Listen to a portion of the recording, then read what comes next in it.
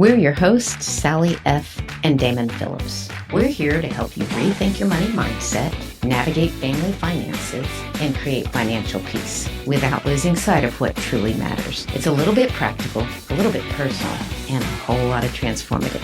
So grab your coffee, friend, because it's time to talk real life and real money.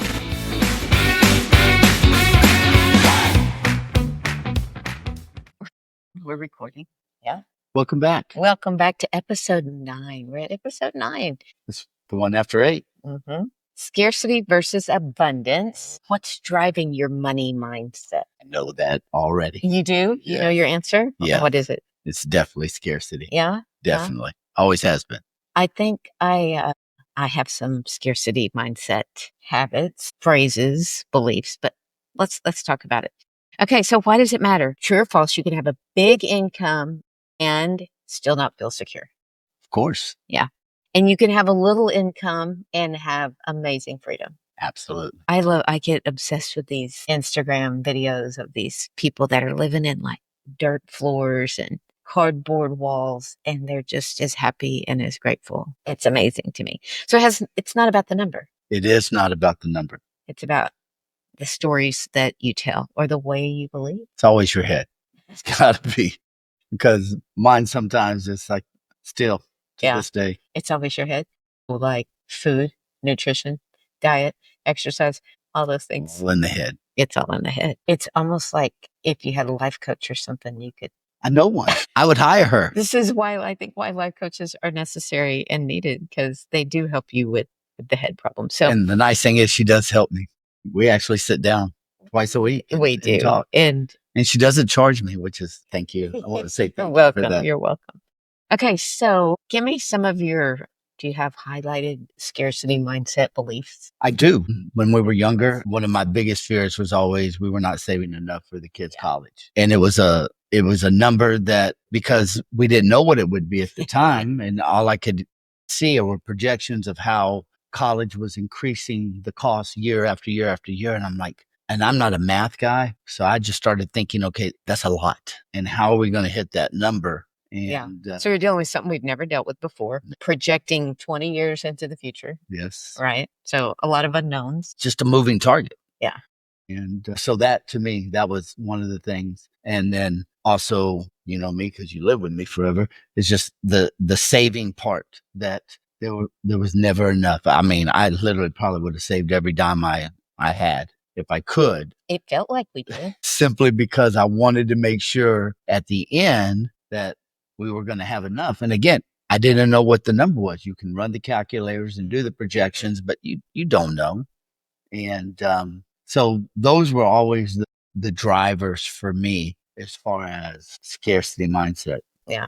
Yeah. What about you? Gosh, scarcity mindset. I think I believed that, I don't know, that I just wasn't the kind of person who could save money. I wasn't the kind of person who could be responsible with money.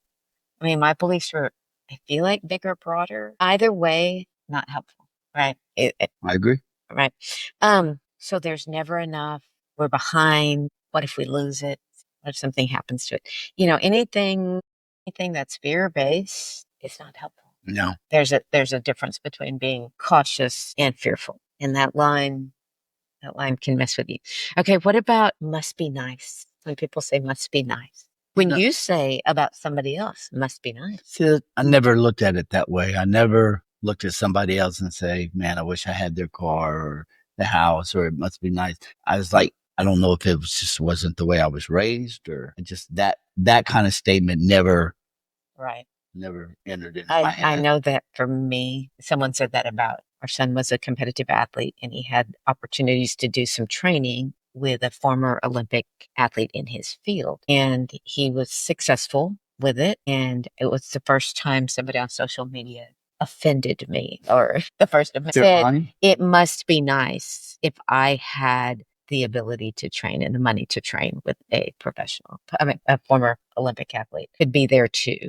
But you still got to put in the time. That's what the work part is, that, he had those opportunities, but I mean, he had to go to the gym. He had to put the time in. He had to learn the techniques, and he had to practice. So, the opportunity for him was great, was nice, but I will never diminish the amount of work that he put in. And I don't know if we're saying must be nice about somebody else, we're comparing, right? And I know this comparing never helps. Again, listed in money, in fitness, in nutrition, in weight, like in anything. Must be nice means you got an advantage that I don't.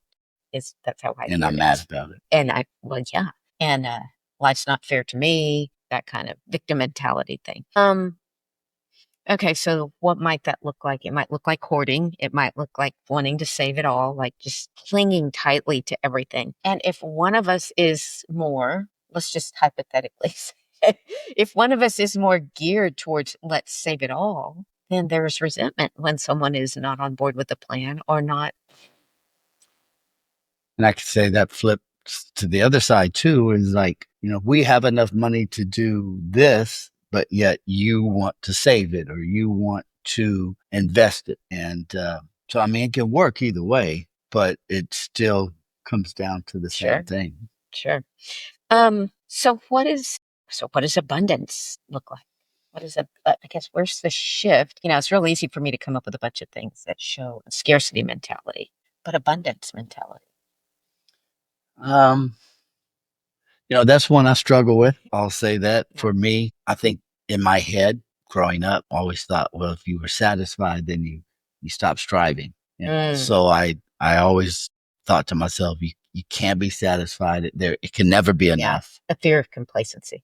And I mean, you can be comfortable, but yes, that fear of complacency and coming in. So that for me was always a factor in my head. I know this. Everybody I've ever met, I've yet to find the exception. The people that are like fearing complacency are the people who least need to be worried about the fear of complacency. And it can be a double-edged sword. I mean, it definitely could be a driver, Sure. but sometimes I know that I slow down a little and enjoy and be appreciative of not only the life that I have and the people in it. And so let me be the first to say how much I appreciate you. Thank you. But definitely changing head. I know one indicator of abundance mentality is the ability to be generous with me. So funny here, if you were to look at the two of us and look at who's the most generous, oddly enough, it's the one who's trying to squeeze it all. You also happen to be one of the most generous people I know. So even though he's, yes, holding tight, it was holding real tightly to can we say, you've got a pretty good history of being generous throughout. And I don't think a scarcity mindset person could give away. I think this is something that I've learned, but I will say I have problems sometimes giving to myself, but it's so much easier to give to other people. And I truly, as I get older, I do get the joy of being able to give, when I choose to, and watch how it affects those people, or, does it make them happy? And that brings me joy. And it's the same as if I would imagine if somebody bought themselves something that they wanted, that joy. But the nice thing about it is that I get to decide when and how. Another component of abundance mentality is being grateful for what you already have. No. Nope, not at all. Yeah, I think you can't, if you're busy wanting more, you're not focused on what you have. And so I think a huge, if scarcity mindset is a challenge for you, then look to what you have, be grateful for what you have, and look at the things that you've done, the opportunities you've been given, and have you been grateful for them? What about, I will tell you this, that when I know there have been times where you've been kind of like, how are we going to handle this? Or how are we going to get through that? Are we going to have enough for this? Easy for me to say, but I've always been able to say, we have survived every financial situation we've ever been in. And we always come out on top, or at least on the other side, without that fear based what's going to happen if that worst case scenario. And so I can lean into like, we've always been fine before. So, and I know that probably for you may seem like, does she not care at all? But I really do think we've got a history of always coming out on top. And I think that's the balance for us, is that because you have that, I think that calms me in the sense that I have said this from the beginning that I am a pessimist. I know this, and it is something that I don't necessarily love about myself. But when I come from that thought mentality and then I have somebody that's the opposite that balances it out, then I can say, yes, we are going through this. But she's right. We have survived before. We've gone through some tough things and come out on the other side, and we've got each other, and we're to this point in our lives. So it makes it, especially now, easier to see that and visualize that than maybe early on. But I still haven't changed my mindset. I will say this. There were times where I'd think, yes, some of it was we've always made it through, is I think he's worrying about it plenty that I don't need to. And I'm sure that, I don't know, it didn't lessen your burden. I'm like, no, he's got it. Why do I need to worry about it? And I don't know that that was a helpful, it just pushed it all back on you. The nice thing is that I probably would have done it anyway. So it's not a negative thing or a bad thing. It's just the truth. Yeah. So things to watch out for. Are you reacting to, I think of things like, remember back in, gosh, I hate to say, when you were drinking and gas went crazy high.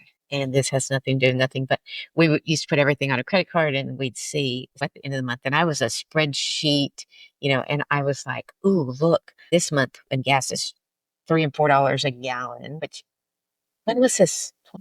21 years Yeah, ago. 20 years ago, gas was $3 and $4 a gallon. And that seemed like a big event, right? It seemed like a crisis. What are we going to do? But also, he was drinking in equal amounts of. Yeah, I was matching. Yes. It was like your own personal 401k. Let me match it dollar per dollar. Not a proud moment, but to be able to have you show that to me definitely helped. I wasn't showing for pick on you sake. I was like, I don't think so. look at this. Was a turning point though. It was. And it was soon thereafter you quit drinking altogether. So I don't bring that up to throw shade. No, I think it's part of who I am. To be honest with it. Yeah, yeah. So big money. What have we seen? What have we seen? Big money. The price of everything's gone up. Right.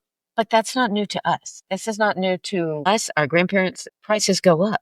Yeah, I would even talk about the flip side of that is that when I was a financial advisor, unfortunately, part of when I was in was the 2008, 2009, and everything just kind of went to hell. And I remember. And you're supposed to be making.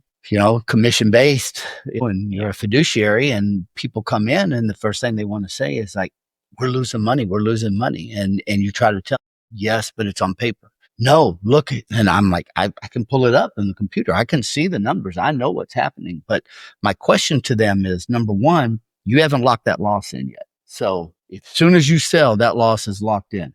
That's problem number one. And then problem number two is when everything was going bad, where are we going to put that money? Because you're talking about zero interest in CDs, bonds weren't doing anything. Everything else was going down. I mean, everybody thought the world was coming to an end. And it's one of the hardest things to tell people is to hold on. So nowadays prices are going up. Back then, everything was going down. So the fear of losing money that you were going to need to buy. So it's one of those that you've said in the past is that, we ride these things out. I used to tell my clients all the time, I said, you're not going to remember a bump 50 miles back. You're going to go over it and you'll remember, but it's going to be so far in the rearview mirror as long as you keep moving ahead. So that's what I would tell people is that, yes, you're going to have things go in both directions. Things are going to get more expensive and you're not making any more.